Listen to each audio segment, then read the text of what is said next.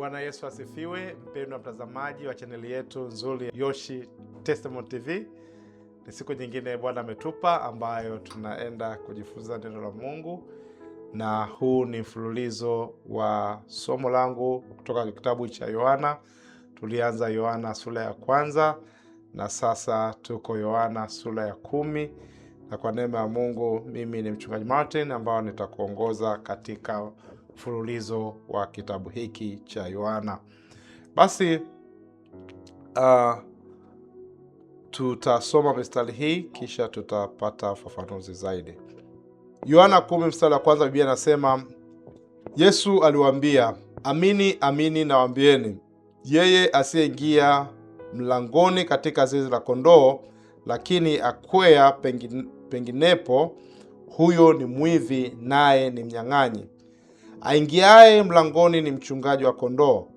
Bawabu humfungulia huyo, na kondoo humsikia sauti yake, naye huwaita kondoo wake kwa majina yao na kuwapeleka nje.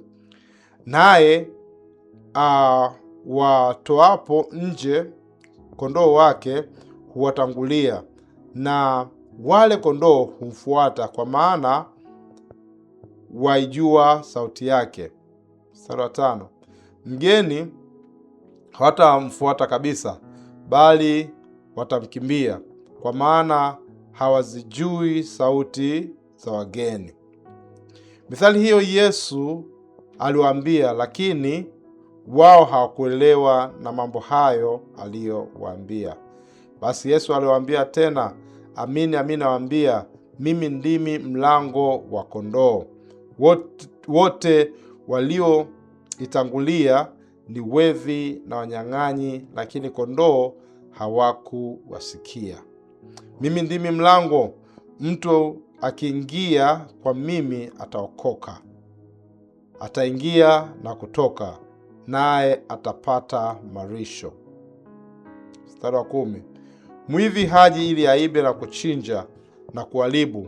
Mimi nalikuja ili wawe na uzima, kisha wawe nao tele. Mimi ndimi mchungaji mwema. Mchungaji mwema hutoa uhai wake kwa ajili ya kondoo. Mtu wa mshahara wala si mchungaji, ambaye kondoo si mali yake. Humwona mbwa mwitu anakuja, akawaacha kondoo na kukimbia, na mbwa mwitu huwakamata na kuwatawanya. Yule hukimbia kwa kuwa ni mtu wa mshahara, wala mambo ya kondoo si kitu kwake. Mstari 14, mimi ndimi mchungaji mwema, nao walio wangu na wajua, nao walio wangu wanijua mimi.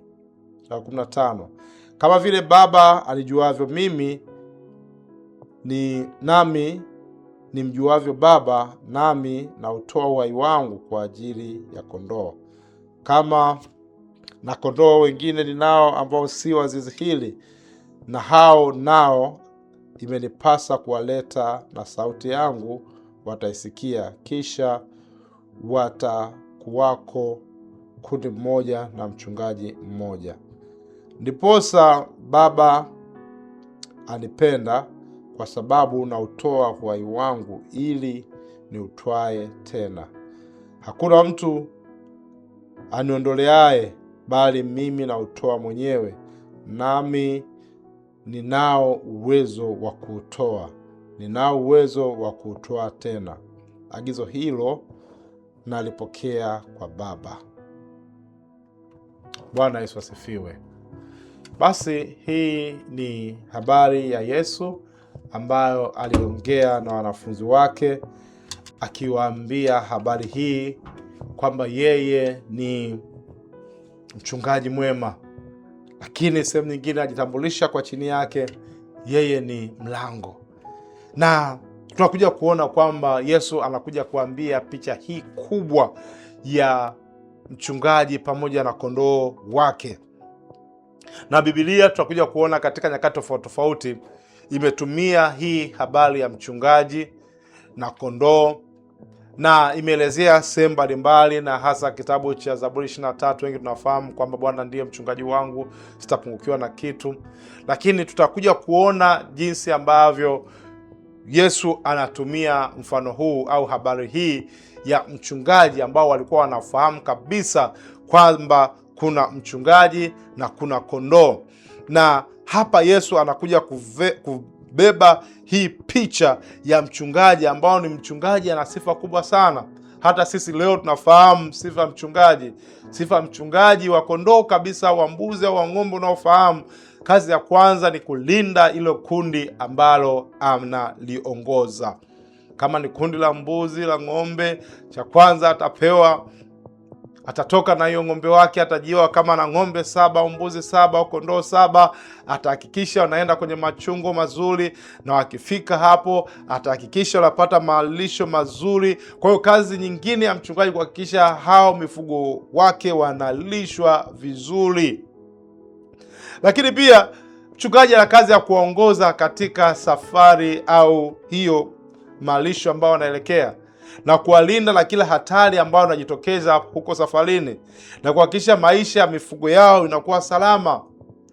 Hivyo Yesu atumia mfano huu kujifunua kuwa yeye ndio mchungaji mwema, na kweli anapenda watu wake ambao anawaongoza.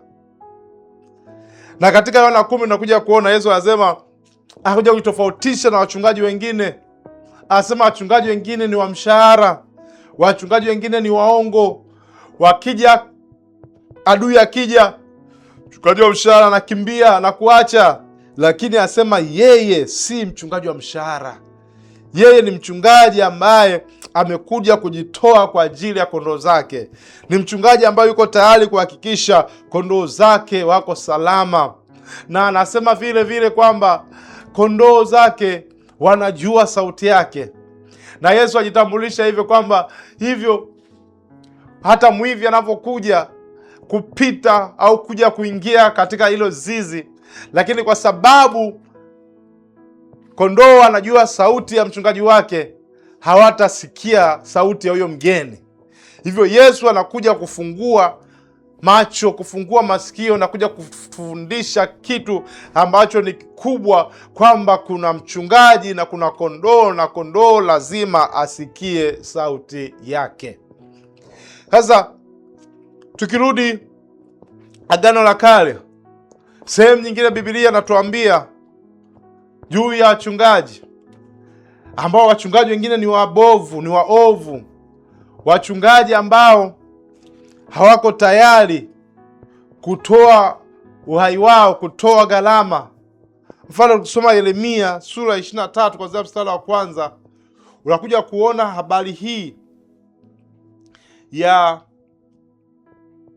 mfano wa mchungaji pamoja na kondoo zake. Na Mungu analalamika kupitia nabii Yeremia. Tasoma mstari wa 1, anasema hivi: wale wao wachungaji wanaoharibu kondoo za malisho yangu na kuwatawanya, asema Bwana.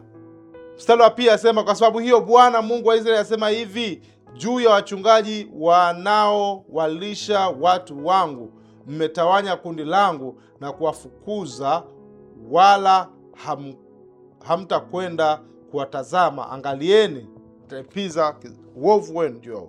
Kwa hiyo hapa nakuja kuona kwamba kuna mchungaji wema na kuna mchungaji mbaya. Yesu anakuja kujitambulisha kwamba yeye ni mchungaji mwema. Mstari wa 11 anasema, mimi ndimi mchungaji mwema. Mchungaji mwema hutoa uhai wake kwa ajili ya kondoo wake. Na Yesu anakuja si kama mchungaji wa kawaida, si kama mchungaji wa mbuzi na kondoo. Yesu akuja kama mchungaji wa tofauti ambaye hajatokea. Ukisoma katika hii Yeremia, tutakuja kuona kwamba Yesu anakuja kufanya chipukizi jipya. Yeremia hii sura 23 mstari wa 5 anasema, tazama siku zinakuja, asema Bwana, nitakapo mchipushia Daudi chipukizi la haki, naye atamiliki mfalme. Atatenda kwa haki, naye atafanya hukumu na haki katika nchi. Katika siku ya Yuda ataokolewa na Israeli atakaa salama, na jina lake atakaloitwa ni Bwana ni haki yetu.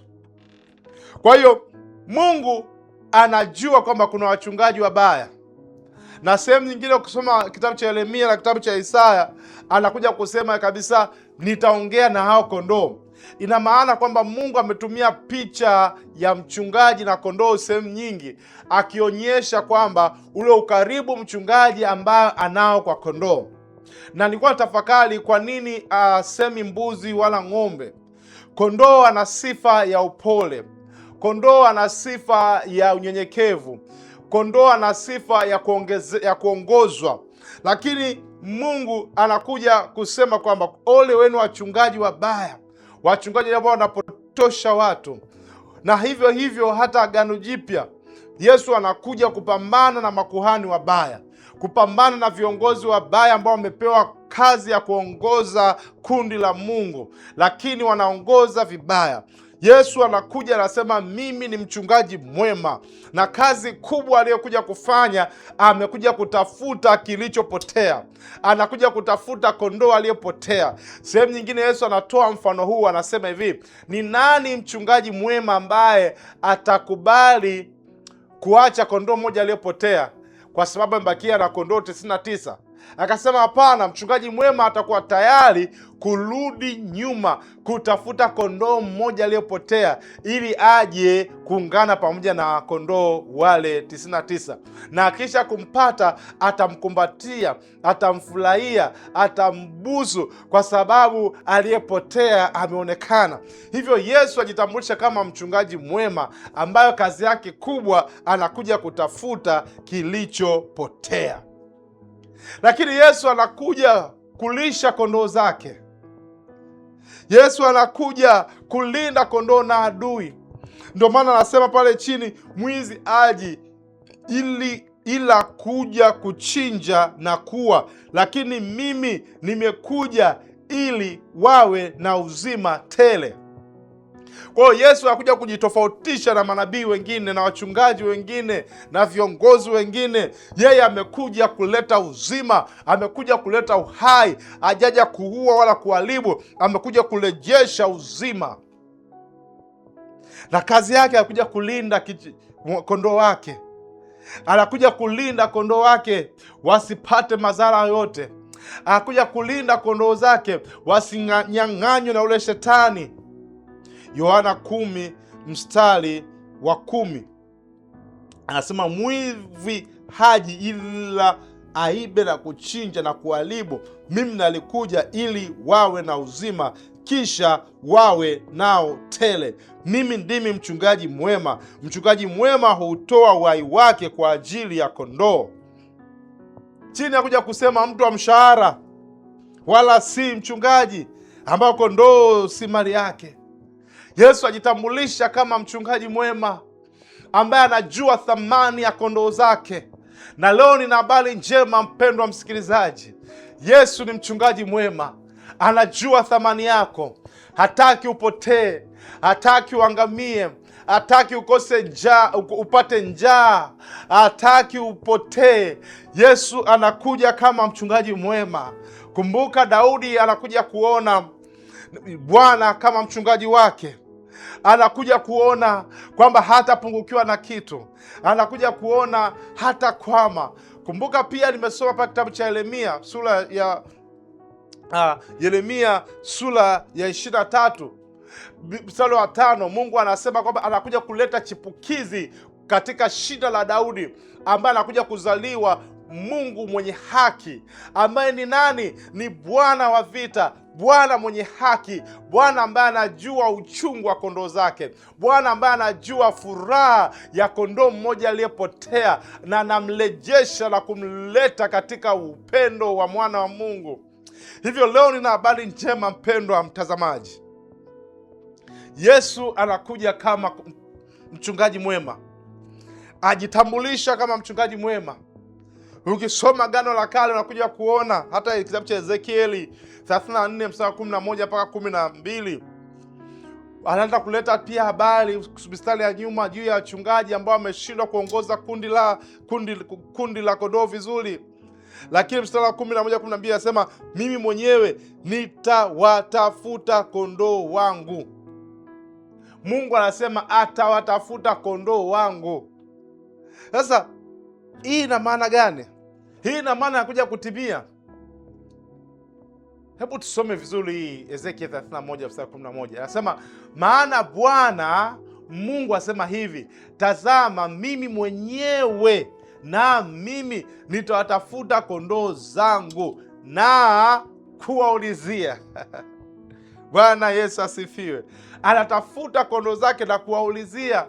Anaanza kusema na kondoo zake. Kumbe inakuja kuona hii ni picha ambayo ilishakuwepo tangu Agano la Kale. Mungu analeta hii picha ya kondoo na mchungaji, na hapa Yesu akuja kujifunua kama mchungaji ambaye ana kazi kubwa ya kurejesha kondoo zake waliopotea. Na Mungu yuko mahali hapa siku ya leo kupitia mwana wake Yesu Kristo ambaye ni mchungaji mwema.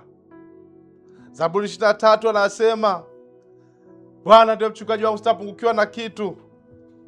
Na kama tutapungukiwa na kitu, kuna mambo mengi mazuri ambayo ametuahidi. Ametuahidi kwamba katika malisho ya majani mabichi atatulaza. Ametuahidi kwamba kando ya majani ya utulivu atatuongoza. Na hiyo vyote ni picha ambayo Daudi anaiona pia inakuja kutimia kwa Yesu. Yesu yuko mahali hapa siku ya leo, anajitambulisha kama mchungaji mwema, yule ambaye anatabiliwa na Daudi. Anamuona kwamba mchungaji mwema hatapungukiwa na kitu. Anaona anapumzishwa, anaona anafarijiwa, gongo lako na fimbo yako yanifariji. Anaona haki, anaona Bwana Mungu anaandaa meza machoni pa watesi wake. Anaona hata mabaya anapokuja hataogopa mabaya. Anaona wema wa Bwana na fadhili kimzingira ikiwa naye siku zote za maisha yake ikimfuata. Yesu Kristo ndio huyo mchungaji mwema aliyetabiliwa. Yesu Kristo anajidhihirisha katika Agano Jipya kwa wanafunzi wake. Yesu Kristo anajidhihirisha siku ya leo katika maisha yako kwamba yeye ni mchungaji mwema, na katika yeye hata ruhusu uharibiwe, hata ruhusu mwivi akamate maisha yako ya kukutesa, hata ruhusu dunia ikutese ikuangamize, hata ruhusu upotee, hata ruhusu uangamie, maana wema na fadhili zake zitakufuata siku zote za maisha yako. Bwana ajitambulisha ni mchungaji mwema kwako. Anataka akutendee wema, anataka akupe uzima, anataka akupe usalama. Pale anajitambulisha pia chini kwamba yeye ni mlango wa kweli. Yeye ni mlango. Wote wanaopita katika zizi hilo watakuwa salama. Watakaoingia katika mlango watakuwa na amani, watakuwa na ulinzi, watakuwa na uhuru, kwa sababu Yesu ndio mlango. Ina maana gani mtumishi leo anasema Yesu ni mlango? Kuna milango mingi dunia leo, kuna njia nyingi dunia leo, kuna solutions nyingi katika maisha haya, alternatives nyingi katika dunia leo, lakini njia sahihi ni Yesu Kristo. Yesu mwenyewe ajitambulisha, mimi ndimi njia na kweli na uzima, mtu hawezi kuja na Baba pasipo njia hiyo. Wewe kama unajiita ni mwana wa Mungu, wewe kama unajiita umeokoka, wewe kama unajiita mimi nina uhakika kwenda mbinguni, bila Yesu, bila kupita katika zizi hilo, bila kufahamu sauti ya Yesu, bila kufahamu uongozi wa Yesu, ndugu yangu, hauko salama. Ni vema ufanye maamuzi sahihi ya kumpata Yesu ndani ya maisha yako. Bwana Yesu asifiwe. Lakini na habari njema, mstari 16 anasema hivi, na kondoo wengine wengi ninao ambao si wa zizi hili, na hao nao imenipasa kuwaleta, na sauti yangu wataisikia, kisha kutakuwa na kundi moja na mchungaji mmoja. Sema, mtumishi, unamaanisha nini? Au Biblia inamaanisha nini hilo?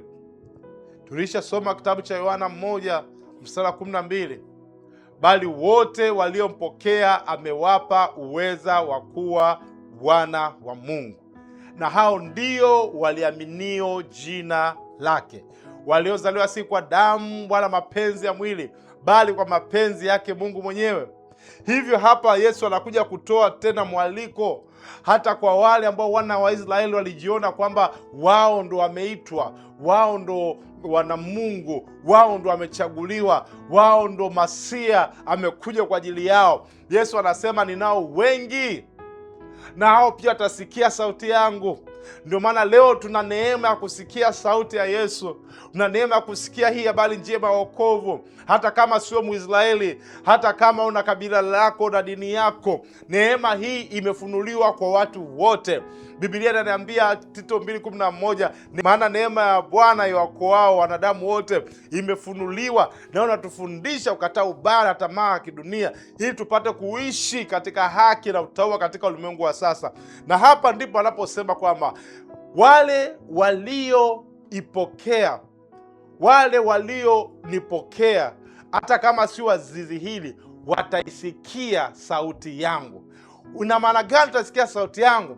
Watapokea ile neema, na hiyo neema watakaoipokea itawasaidia kuwafundisha kukataa ubaya, itawafundisha kukataa maovu. Watasikia sauti ya kiongozi wao ambao ni nani? Ni Yesu Kristo. Tutasikia hiyo sauti yake, itatuambia jinsi ya kuishi katika dunia hii, itatuambia jinsi ya kuenenda. Biblia inaniambia kitabu cha Petro kwamba Shetani ni kama simba angulumaye, anazunguka zunguka ili apate wa kuwameza. Lakini hapa kitabu cha Yohana ametuhakikishia kwamba hata kama mwizi haji ili kuua na kuharibu, mimi Bwana Yesu alikuja ili tuwe na uzima tele. Rafiki yangu, haijalishi unatoka uko gani, Yesu amekuja kwa ajili yako. Yesu anakuhitaji. Yesu anakupenda. Yesu ana haja na maisha yako. Jambo jingine ambalo nataka ufahamu, Yesu amekuja kukuokoa mwanadamu. Yesu amekuja kutengeneza. Mstari wa 9, Yohana 10:9 anasema, mimi ndimi mlango, mtu akiingia kwa mimi ataokoka. Yesu amekuja kukuokoa. Yesu anahitaji akuokoe, lakini anataka uingie katika mlango huo wa Yesu. Anataka uingie, anasema ataingia na kutoka, naye atapata malisho. Yesu amekuja kukuokoa. Matendo 4:12, hakuna wokovu katika mwingine yoyote, maana hakuna jina jingine tuliopewa wanadamu chini ya mbingu itupasao kuokolewa nalo isipokuwa jina la Yesu. Kwa hiyo wala hakuna wokovu katika mwingine yoyote. Hakuna yoyote anaweza kutoa wokovu. Yesu Kristo mwenyewe ndiye anayeleta wokovu. Yesu Kristo mwenyewe ndiye anayeleta upatanisho. Anasema mtu akiingia katika hilo zizi lake ataokoka. Bwana Yesu asifiwe. Na hii inafanana katika Yohana 3:17, asema Mungu hakumtuma mwanawe ili ahukumu ulimwengu. Yohana 3:17, Mungu hakumtuma mwanae ili ahukumu ulimwengu, bali ulimwengu uokolewe katika yeye. Amwaminie hatahukumiwa, bali ataokolewa. Habari njema ni hii. Kupitia Yesu tunapata msamaha wa dhambi. Kupitia Yesu tunapata tupatanisho. Kupitia Yesu tunafanywa wana wa Mungu. Kupitia Yesu tunaitwa watumishi wa Mungu. Kupitia Yesu tunaitwa kondoo wa Bwana. Kupitia Yesu, yeye anakuwa mchungaji wetu, anatuongoza katika njia sahihi. Tunapata amani, tunapata ulinzi, tunapata bubujiko, tunapata uhuru. Bwana anasema kwa katika yeye wa mlango tunaenda na kurudi, na yeye anakuwa mchungaji wetu. Huwezi kupata patanisho nje ya Yesu. lakini anasema huko ukienda na kurudi unaenda kupata malisho. Ni habari njema hii. Kwa Yesu kuna chakula cha uzima. Kwa Yesu kuna ukuaji wa kiroho. Kwa Yesu kuna nguvu ya kushinda dhambi na majaribu. Kwa Yesu kuna furaha ya kweli, maana unaposhiba, unapofurahi, mbingu zinatukuka, mbingu zinafurahia. Mchague Yesu mchungaji mwema, mchague Yesu rafiki wa kweli, mchague Yesu nguvu yetu, mshindi wetu, mpambanaji wetu. Yuko tayari kujitoa uhai wake. Adui anapokuja yuko tayari kupigana na adui. Ndio maana chini hapa anasema niko tayari kujitoa uhai wangu, maana nimetumwa na Baba kufanya hiyo kazi. Sijalazimishwa na mtu, ni kwa sababu ya upendo mkubwa ambao ninao kwa mwanadamu. Bwana Yesu asifiwe. Ndio mstari wa 10 anasema hivi, mimi nalikuja ili wawe na uzima, kisha waonao tele. Mwizi haji ila kufanyaje? Kuiba, kuchinja, kuharibu. Na watu wengi wameharibiwa maisha yao. Watu wengi wamechinjwa hatima zao. Watu wengi wameibiwa future zao. Watu wengi hawana furaha ya maisha. Watu wengi wapo katika masononeko makubwa kwa sababu mwizi amekuja na kuiba kile kitu ambacho Mungu ameweka. Mungu ana makusudi mema kumuumba mwanadamu. Alimuumba kwa jinsi na kusudi ya ajabu. Alimuumba ili tuwe na ushirika na Mungu. Alituumba mwanadamu ili tuwe na bubujiko, tuwe na ibada na mahusiano. Lakini mwizi alikuja kuiba mahusiano yetu na Mungu. Mwizi alikuja kuchinja urafiki huo na akatupa uadui. Maana Biblia inasema, maana mshahara wa dhambi ni mauti, bali karama ya Mungu ni uzima wa milele. Shetani amekuja kuleta mauti, amekuja kuchinja hatima, amekuja kuleta huzuni, lakini Yesu amekuja kuokoa mwanadamu. Yesu amekuja kukuponya mwanadamu. Yesu amekuja kurejesha uhai. Yesu amekuja kukubariki na kukuinua. Yesu amekuja kuleta uzima tena ndani yako. Yesu amekuja kuuisha. Yesu amekuja kurejesha. Yesu amekuja kutengeneza. Haleluya! Hivyo leo nina habari njema. Uzima ni tele. Uzima si kidogo. Anasema mimi nalikuja ili wao na uzima tele. Uzima anaoleta Yesu sio kidogo mwanadamu. Uzima aliyoleta Yesu sio wa kubahatisha. Uzima aliyoleta Yesu sio wa kugawanya kesho unaisha. Alikuja ili tuwe na uzima tele. Na huo anasema si mali pekee, si fedha, si dhahabu, si maisha, si tu vinavyoviona, lakini anasema sehemu nyingine, yeye amekuja kuleta amani. Amani atupao wanadamu si kama dunia itoavyo. Yesu amekuja kuleta ushirika na Mungu, bali wote waliompokea aliwapa uweza kufanyika wana wa Mungu. Alikuja kutupatanisha na Mungu. Alikuja kuturejesha katika kusudi la Mungu. Alikuja kutupa furaha kamili. Alikuja kutupa matumaini ya kweli. Alikuja kuleta uzima milele. Ndio maana sisi hatuogopi kifo. Hata tujapo kufa, Biblia inasema, Yesu aliwaambia, hata japo kufa anayeniamini ataishi. Paulo mwenyewe akasema kufa ni faida, kuishi ni Kristo. Ina maana kwamba tujapo kufa kuna faida, maana tunaenda kukutana na Mungu wetu kule juu mbinguni. Hivyo Yesu ndio njia pekee ya wokovu. Dini yako itakusaidia.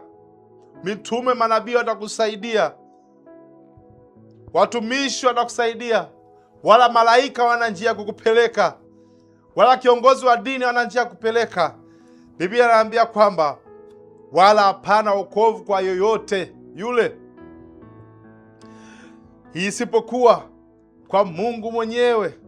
Kupitia Yesu Kristo pekee ndio kuna wokovu sahihi. Bwana Yesu asifiwe.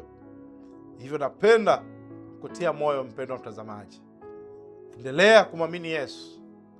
Endelea kumwamini Yesu, na Yesu atakusaidia, na Yesu atakubariki, na Yesu atakutunza, na Yesu atakuwa na wewe, na Yesu atakuacha.